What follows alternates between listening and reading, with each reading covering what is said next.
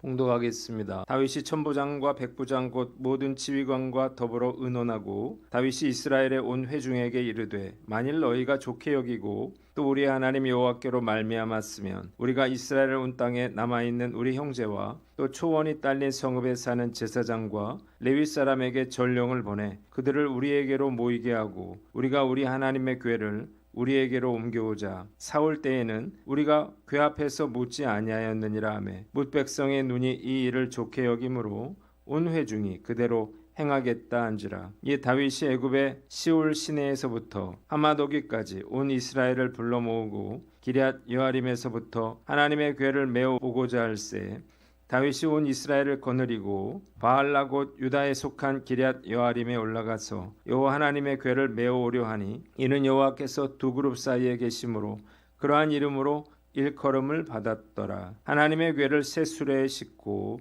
아비나답의 집에서 나오는데 우사와 아히오는 수레를 몰며 다윗과 이스라엘 온 무리는 하나님 앞에서 힘을 다하여 뛰놀며 노래하며 수금과 비파와 소고와 재금과 나팔로 연주하니라. 기돈의 타작마당에 이르러서는 소들이 뛰므로 우사가 손을 펴서 궤를 붙들었더니 우사가 손을 펴서 궤를 붙들므로 말미암아 여호와께서 진노하사 치심에 그가 거기 하나님 앞에서 죽으니라. 여호와께서 우사의 몸을 찢으셨으므로 다윗이 노하여 그곳을 베레스 우사라 부르니 그 이름이 오늘까지 이르니라. 그날에 다윗이 하나님을 두려워하여 이르되 내가 어떻게 하나님의 궤를 내 곳으로 오게 하리요 하고 다윗이 궤를 옮겨 자기가 있는 다윗성으로 메어 들이지 못하고 그 대신 가드 사람 오벳 에돔의 집으로 메어가니라. 하나님의 궤가 오벳 에돔의 집에서 그의 가족과 함께 석 달을 있으니라. 여호와께서 오벳 에돔의 집과 그의 모든 소유의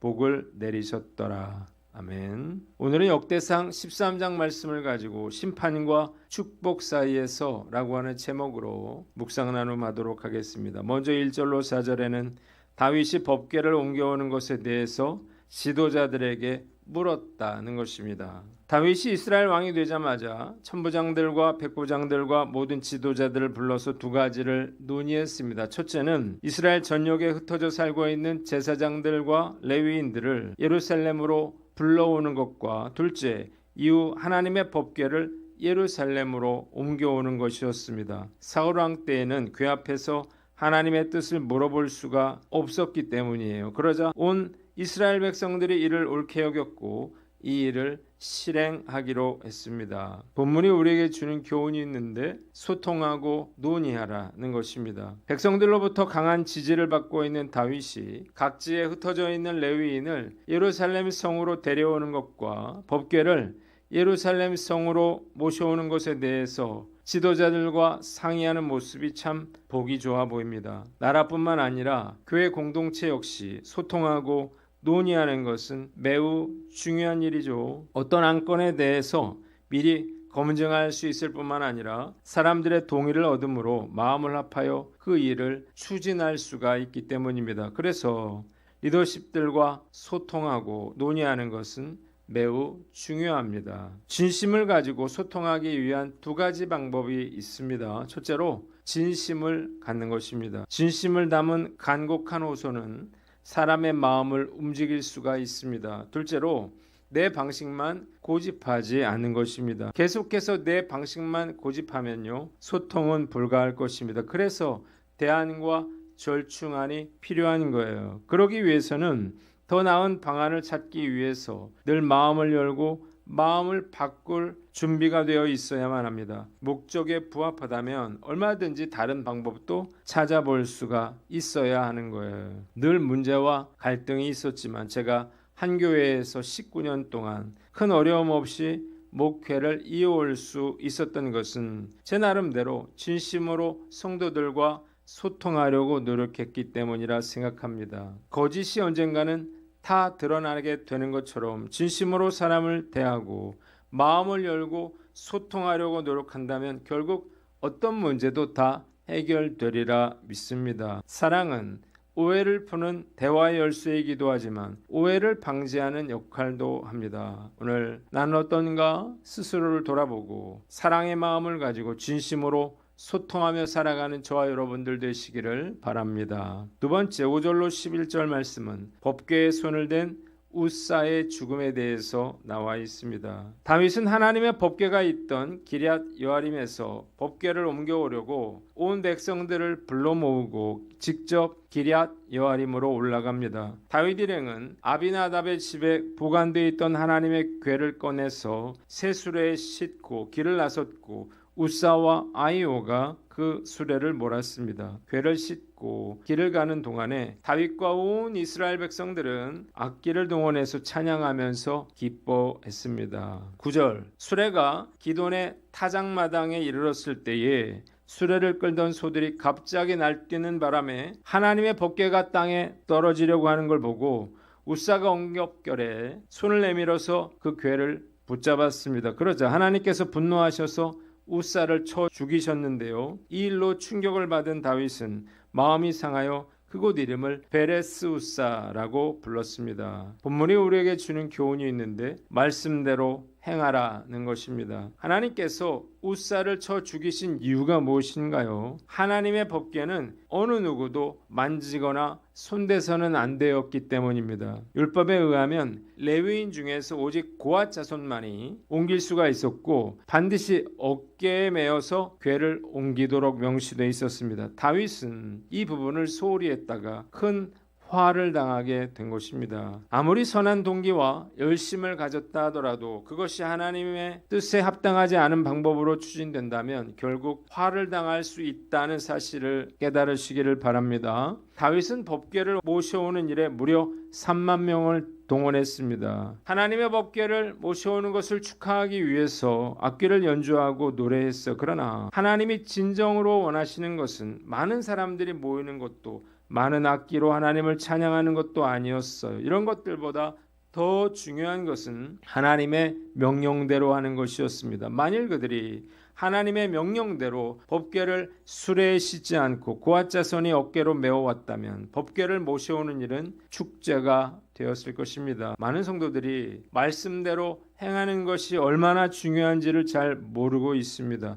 대충 좋은 게 좋은 식으로 하나님을 믿으면서도 하나님이 다 이해하시고 복을 주실 것이라 생각합니다. 매우 큰 착각이죠. 하나님은 하나님의 말씀을 무시하고 자기 멋대로 행하는 자들을 엄하게 다루십니다. 동기가 선하더라도 방법이 잘못됐다면 하나님은 기뻐하시지 않으십니다. 하나님을 기쁘시게 하기 위해서는 하나님의 명하신 뜻대로 해야 하는 것입니다. 이를 알고서도 고의로 하나님의 뜻을 무시하거나 죄악을 행하면서도 하나님을 이용하려고 한다면 오히려 하나님은 재앙의 근원이 될 수도 있습니다. 신앙생활도 얼마나 열심히 신앙생활을 했느냐 보다 더 중요한 것은 하나님이 원하시는 일을 하나님의 방법대로 하는 것입니다. 누군가에게 일을 시켰는데요. 제대로 듣지 않고 대충 적당히 자기 멋대로 해 놓는다면 얼마나 화가 나는지 몰라요. 차라리 하지 않음만 못하기 때문입니다. 이를 위해서 우리가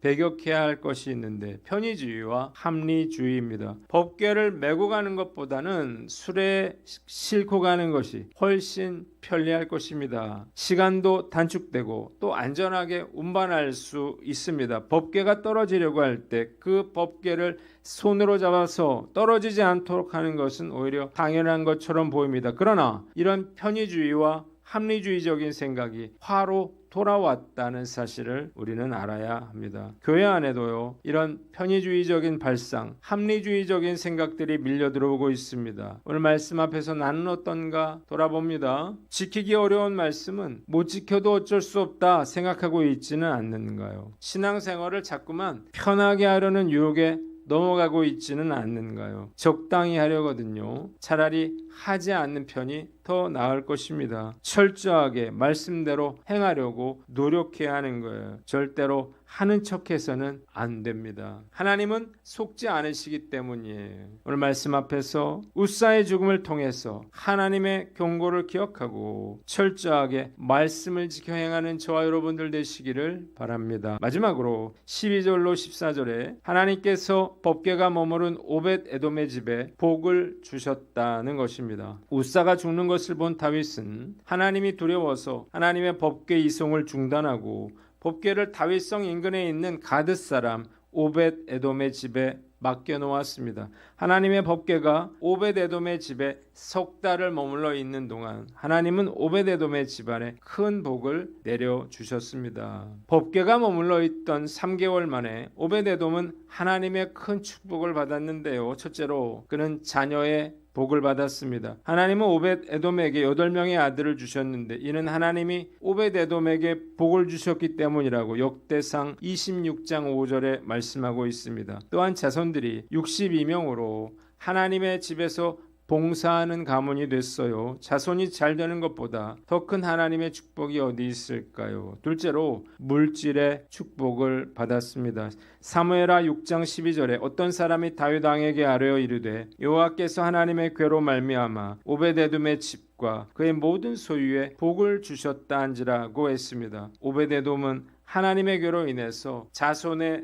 축복과 함께 소유의 복, 즉 물질의 축복도 받았습니다. 하나님께서 오벳에돔에게 복을 주신 이유가 무엇일까요? 그가 충성된 믿음의 소유자였기 때문입니다. 다윗은 하나님의 법궤를 어디에 두어야 할지 고민했습니다. 사람들이 무서워서요. 이 하나님의 궤를 자기 집에 들여놓고 싶지 않아 했기 때문이에요. 레위인으로 고아세 자손이요 성전의 문지기였던 오벳에돔은 이런 상황에서 법궤를 기꺼이 자기 집에 모셔드렸습니다. 이것은 결코 쉬운 일은 아니었어요. 그토록 수많은 재앙을 불러일으키고 우사마저 죽게 했던 하나님의 법궤를 위해서 자신의 집을 내어 놓는 것은 매우 두려운 일이었을 것입니다. 그러나 오벳에돔은 선뜻 자신의 집을 내놓았어요. 하나님의 법궤를 그냥 길거리에 내버려 둘 수는 없었기 때문이에요. 결국 이런 그의 행동이 그에게 엄청난 축복으로